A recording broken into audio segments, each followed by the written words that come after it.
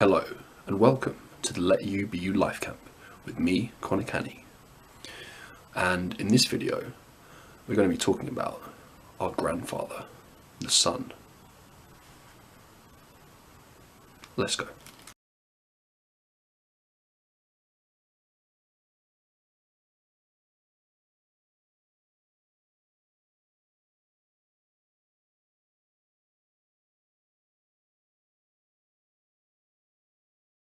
Never ever underestimate the power of the sun. Right? Indigenous people who used to live in societies and tribes, or all societies around the world, 5 or 6,000 years ago, used to live like this. Some people refer to them as matriarchal societies, where they used to have a very symbiotic relationship with the earth, the water, the sky, the animals, the vegetation, and the sun, the sky and the sun. Right, all people from around the world. Russell Means, the late great Russell Means, the Lakota Sioux Native American co-founder of the American Indian movement, talks about the sun.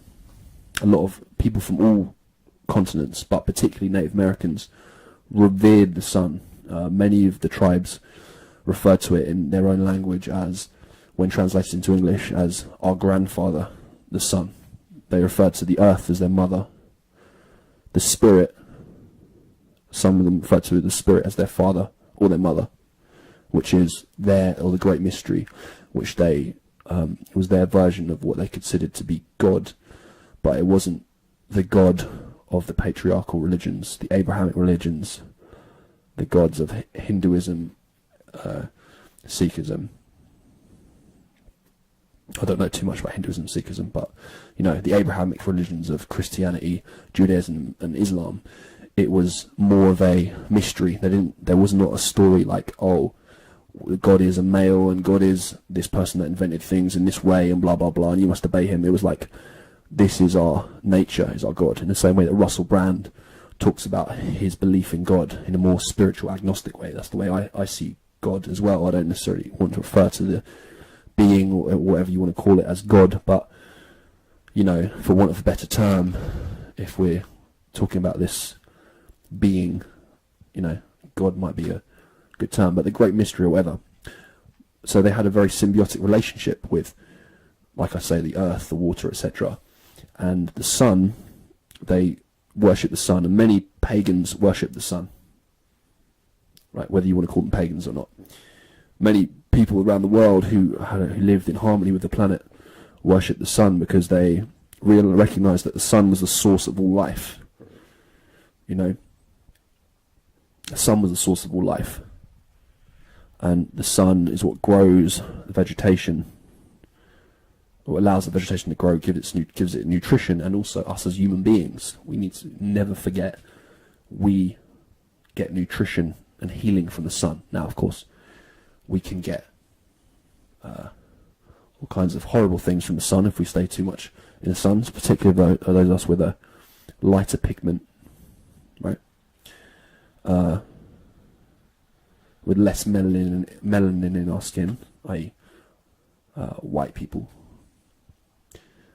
But all people can get slightly burnt from the sun. And not only burnt, like people can get skin cancer and stuff, and the sun can be dangerous if we take in too much of it. But all of us as human beings, no matter what our skin color and race and ethnicity, greatly benefit from the sun as well. And the sun, our grandfather, the sun, as many Native American tribes refer to it as,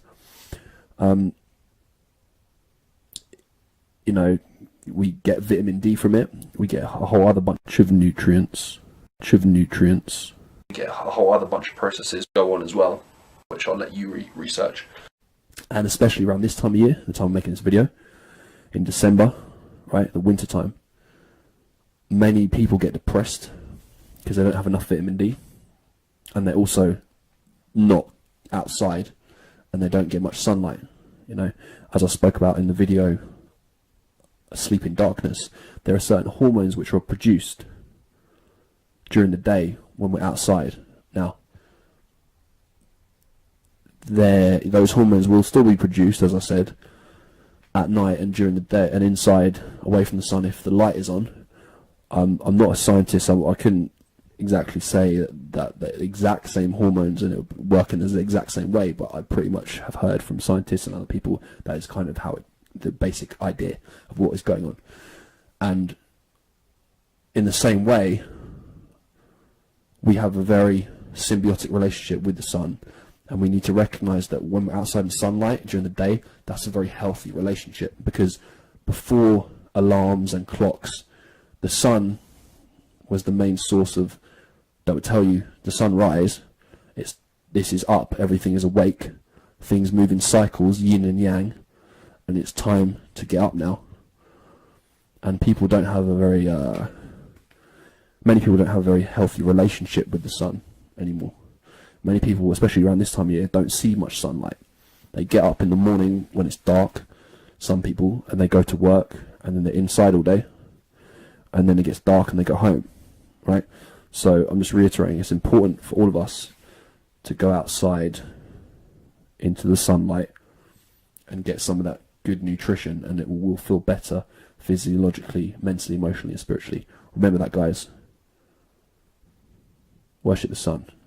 The words of Josh Homme from Queens of Stone Age. My God is the sun. Take care, guys. You can do it, people. Let you be you, man. Get that nutrition.